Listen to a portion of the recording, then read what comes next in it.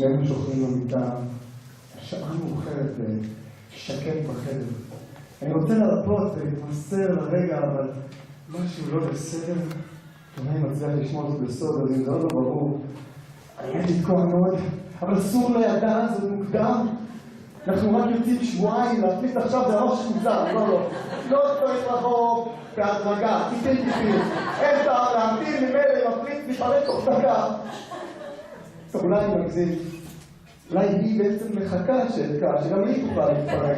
ואם כך, להפליט זה בעצם צודק?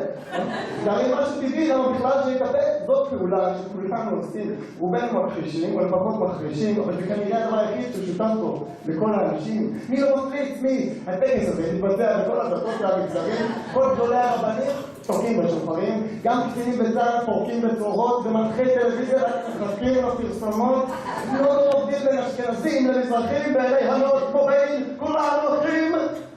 אתם בטח חושבים שאני ילדותי. בן אדם שטותי, עם אוטיזם חברתי, ובכן, תענו לי תקינו. ואני מצטער אם אני הורס פה למישהו, זה דייט רומנטי. אבל ירים ידו מי שמעולם לא הקפיץ.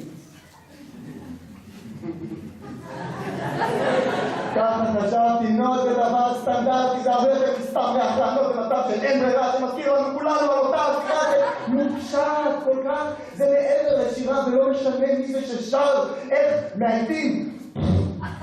אי אפשר, אי אפשר.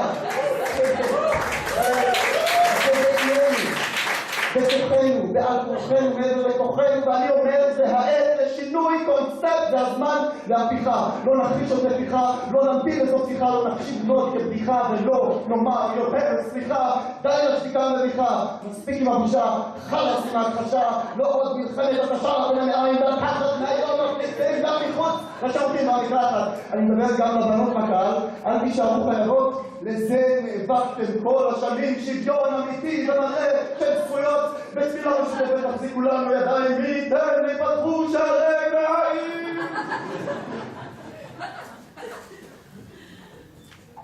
לאט לאט אני מרפא את הדלת האחורית ומשחרר את עצמי מהמוסכמה החברתית ברגע שנירוונה עטוף בריח רע. אני מבין שלי מזמן נרדמה וליבי אומר בשקט, איזה מזל שהיא לא שמעה.